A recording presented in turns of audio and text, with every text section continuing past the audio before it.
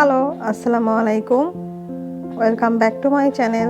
আশা করি সবাই অনেক অনেক ভালো আছেন। আলহামদুলিল্লাহ, আমিও ভালো আছি। নতুন একটি রেসিপি নিয়ে হাজির হলাম। আর আজকে করে দেখাবো কাতলা মাছের কালিয়া। অনেকে আমরা মাছ খেতে পছন্দ করি না, মাছের গন্ধ এবং একটা বাজে ফ্লেভার আসে, সেজন্য অনেকে মাছটাকে একটু অ্যাভয়েড করে চলি। আজকে আমি একটু ভিন্ন স্টাইলে কাতলা মাছের কালিয়া করে দেখাবো। তো শুরু করা যাক।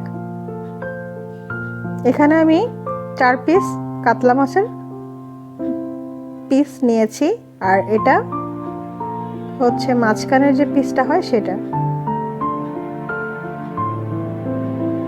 আমি সামান্য লবণ হলুদ দিয়ে মাখিয়ে নিলাম। আর আস্তে গন্ধটা, মাছের যে দুর্গন্ধ সেটা যাওয়ার জন্য আমি এখানে লেবুর রস নিয়েছি। একটা ননস্টিক কড়াই নিয়েছি, এটার মধ্যে আমি তেলটা গরম করার পর মাছটা দিয়ে দিচ্ছি। লেবুর রস এবং হলুদ লবণ দিয়ে মাখানোর পরে 10 থেকে 15 মিনিট ম্যারিনেট করে রেখে দিবেন। তাতে করে মাছ থেকে আষ্টে গন্ধটা একদম দূর হয়ে যাবে।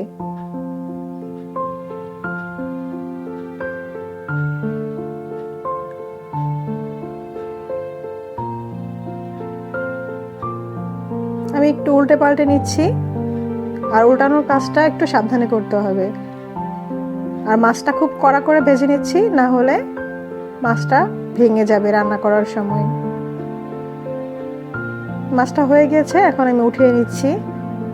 একই তেলের মধ্যে এখন আমি ফোড়ন দিয়ে দিচ্ছি। আর এখানে হচ্ছে শুকনা মরিচ 2টা, তেজপাতা, দারচিনি, লবঙ্গ আর হচ্ছে গোলমরিচ 2টা করে সব কিছু নিয়েছি। একটু ভাজা নেওয়ার পরে আমি এখানে সামান্য জিরে দিয়ে দিচ্ছি, খুবই সামান্য আস্ত জিরা যেটা সেটা। আর এখানে দিয়ে দিচ্ছি 1 কাপের মতো পেঁয়াজ কুচি। ভালোভাবে নেড়ে চেড়ে নিচ্ছি। ভালোভাবে নেড়ে চেড়ে পেঁয়াজটা নরম হয়ে আসা পর্যন্ত অপেক্ষা করছি। এখানে আমি এখন 1 টেবিল চামচের মতো আদা আর হচ্ছে রসুন বাটা দিয়ে দিচ্ছি, আর দিয়ে দিচ্ছি স্বাদ মতো লবণ। এখন পেঁয়াজ কুচি এবং আদা রসুন বাটা, লবণ সবকিছু ভালোভাবে একসাথে ভেজে নিয়েছি। তার মধ্যে দিয়ে দিচ্ছি সামান্য জিরে বাটা, আর দিয়ে দিচ্ছি সামান্য টমেটো কুচি।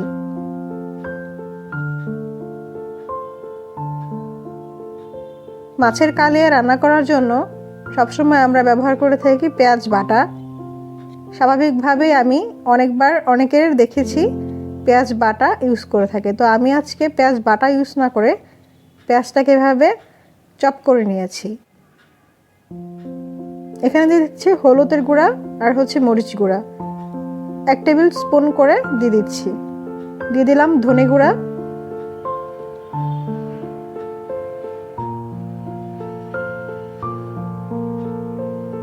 এখানে সামান্য রেডিমিক্স রাঁধুনির মাছের যে মশলাটা হয় সেটা দিয়ে দিচ্ছি সামান্য। এটা অপশনাল, দিতেও পারেন না দিতেও পারেন, তাতে করে টেস্টের কোনো হেরফের হবে না।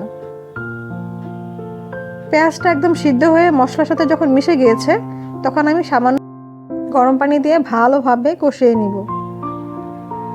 আর অবশ্যই গরম পানি দেওয়ার চেষ্টা করবেন। মশলা সব কষে গিয়ে তেলটা উপরে চলে এসেছে, এই পর্যায়ে আমি মাছটা দিয়ে দিব। তেলটা উপরে চলে এসেছে মানে হচ্ছে মশলাটা সম্পূর্ণভাবে কষে গিয়েছে।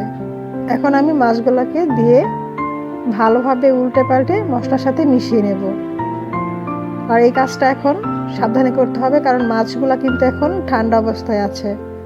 অনেকের কমপ্লেন থাকে মাছ রান্নার সময় মাছ ভেঙে যায়। আজকের এই টিপসটা অবশ্যই ফলো করবেন। মাছটা এরকম দিয়ে তারপর হচ্ছে কিছুক্ষণ রাখবেন যাতে গরম হয়।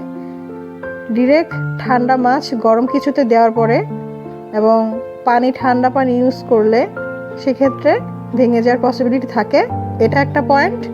আরেকটা হচ্ছে গরম পানিতে ঠান্ডা মাছ দেওয়ার কারণে যেটা হয়, একইভাবে মাছটা যদি ভেজে নেওয়ার সময় একটু কড়া করে ভেজে নিই আমরা, তাহলে কিন্তু এই কাজটা হবে না। মিডিয়াম টাইপে ভাজার পর এটা রান্না করার সময় ভেঙে যাওয়ার পসিবিলিটি থাকে। তো আমি রান্নার সময় গরম পানি ইউজ করছি, আপনারাও চেষ্টা করবেন পানিটা গরম ইউজ করার। পানি দিয়ে এখন আমি ঢাকনা দিয়ে ঢেকে দিয়েছি। ওয়েট করব পানিটা কমে আসা পর্যন্ত। এখন আমি আবার উল্টে পাল্টে দিব। এখন আমি দিয়ে দিচ্ছি সামান্য গরম মশলা পাউডার। আর এটা কাতলা মাছের কালিয়ার যে টেস্ট সেটাকে একদম ভিন্ন মাত্রায় নিয়ে আসবে। আর সামান্য চিনি দিয়ে দিচ্ছি।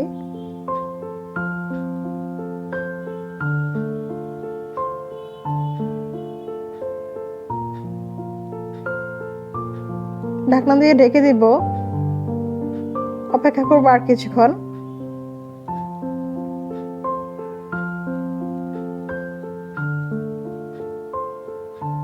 এ পর্যায়ে জাস্ট দেখতে সুন্দর লাগবে এবং একটু কাঁচামরিচের ফ্লেভার আসবে, সেজন্য 2টা কাঁচামরিচ ইউজ করলাম। আর সামান্য ঘি দিয়ে দিচ্ছি। ঘি দেওয়ার সাথে সাথে একটা খুব সুন্দর ফ্লেভার আসবে। আর কাতলা মাছের অথেন্টিক যে ফ্লেভার, যে কোনো রেস্টুরেন্টে যখন খাবেন তখন যে ফ্লেভারটা পাবেন, এই রেসিপি ফলো করে রান্না করলে সেম ফ্লেভারটা আপনারা পাবেন। আর টেস্টটাও কিন্তু আলহামদুলিল্লাহ একদম ঠিকঠাক ছিল।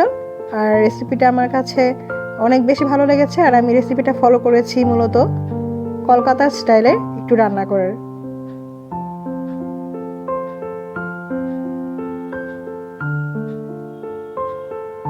এখন নেড়ে চেড়ে নিচ্ছি।